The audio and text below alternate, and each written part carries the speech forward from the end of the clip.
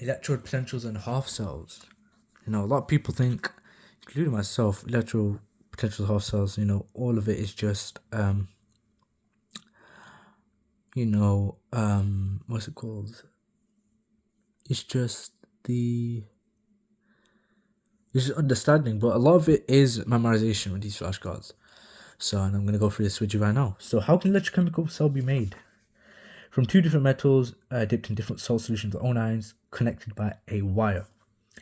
Electrons flow through the wire from more reactive metal to less. And a voltmeter shows a hot voltage between the two half cells. Where voltmeters found? Voltmeters are found in the external circuit.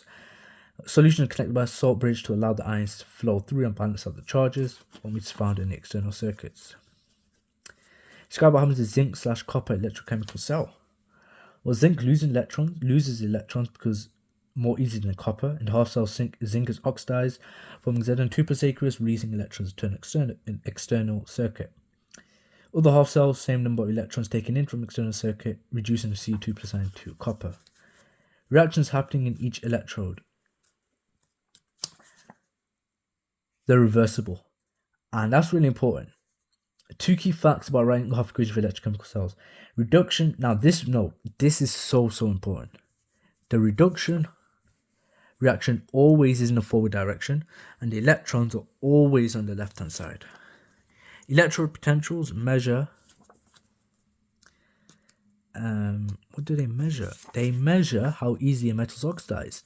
And two half cells make a cell determining factor and direction determining ratio. How easy each metal loses electrons, easy oxidized.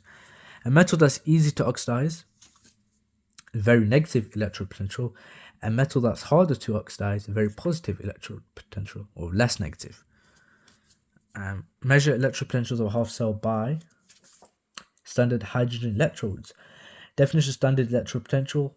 Voltage measured under standard conditions when the half cell is connected with standard hydrogen electrode. Again, you have to learn these because this is how I could potentially see it coming up. Electrode potentials. So you get a nice definition question, you either know or don't, 2 marks. Then you get another 3 of these 1 markers, state how to measure, or state where voltmeters are found, or state where a solution is connected by a salt bridge. And then you will actually get your hard questions where it's like, they're giving you equations and they want you to write a half equation of the reduction or the oxidation, and those really are just practicing your skills. So I think that's the easy part. I think this is the hard part, just memorizing this content. So standard electrode potential, the voltage measured in standard conditions when the half cell is connected to a standard hydrogen electrode. 3 standard conditions which you do need to know. Any solutions must have a concentration of 1 mole per dm cubed. The temperature must be 298 Kelvin. Pressure must be 100 kilopascals. If the standard conditions are maintained, then the reading of voltmeter will be standard electrode potential half cell. And standard conditions are used because the cell potential can be affected by conditions. Electrochemical series, again another definition question you could get. A list of standard electrode potentials for different electrochemical half cells. And this one's really important. More negative electrode potentials mean it's easier to oxidize. It tells you the right hand substances are easy oxidized, left hand substances are more stable.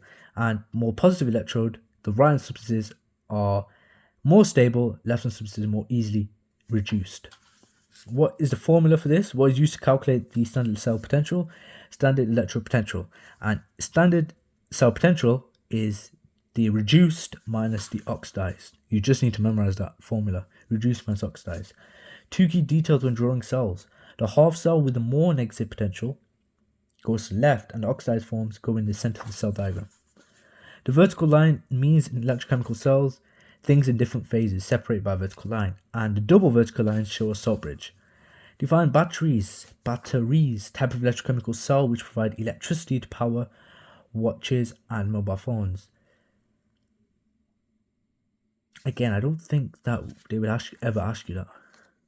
The advantages over that, yes. Lithium, they 100% are going to ask you that. That is literally on the specification. They literally have lithium on the specification with the equations you need to memorize, which I don't know if I've gone through with this in here.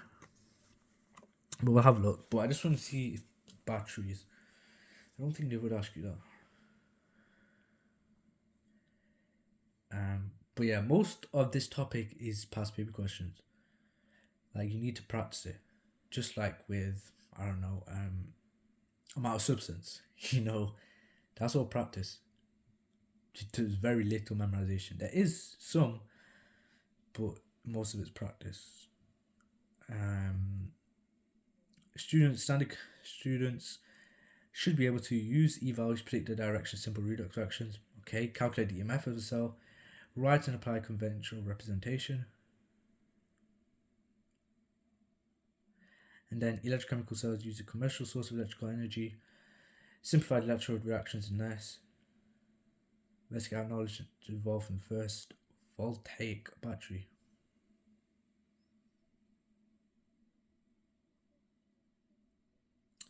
So yeah, it does want to know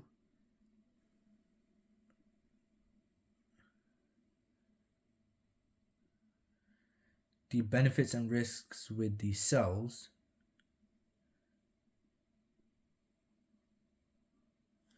Voltaic battery, what's that?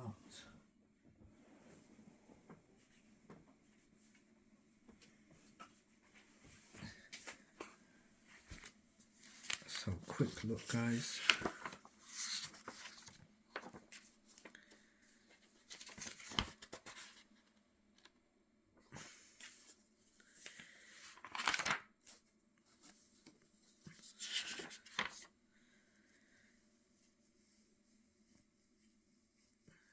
Yeah, just different advantages. So this is actually a useless flashcard. But now we'll move on. So 3 advantages of non-rechargeable batteries compared to rechargeable. Well, non-rechargeable compared to rechargeable. Non-rechargeable are cheaper in the long term. Rechargeable use they last longer. Lithium batteries, you do need to know this. Lithium batteries are rechargeable. And 3 devices rechargeable batteries are found in: mobile phones, laptops, cars. State how to recharge rechargeable batteries, very important. A current is supplied to force electrons to flow in the opposite direction around the circuit and reverse the reactions. 2 disadvantages of non-rechargeable batteries is that reactions take place are difficult and impossible to reverse. Chemicals are stored in fuel cells, stored separately outside the cell and fed when electricity required. 2 examples: alkaline hydrogen oxygen fuel cell, power electric vehicles is the use. How hydrogen oxygen fuel cells works. This is very, very important. This is probably the most important flashcard in here. And what I've done is I haven't gone through the equations, which is very unusual, but I don't know. So hydrogen oxygen is fed into 2 separate platinum-containing electrodes. Electrodes are separated by anion exchange membrane. Electrolyzed aqueous alkaline potassium hydroxide solution. Function in anion exchange membrane allows anions OH- and water to pass through, but not hydrogen oxygen gas. Electrons flow from negative electrode to positive electrode through external circuit. OH- ions pass through anion exchange membrane to negative electrode. So yeah, they're fed into 2 separate platinum-containing electrodes and separated by anion exchange membrane. 3 advantages of fuel cells: more efficient, only base product with water, no carbon dioxide, no toxic chemicals, don't need to be recharged like batteries, only need hydrogen oxygen. 2 disadvantages though: they need energy to produce supply of hydrogen oxygen. Hydrogen is very flammable, definitely needs to be handled carefully when it's stored or transported.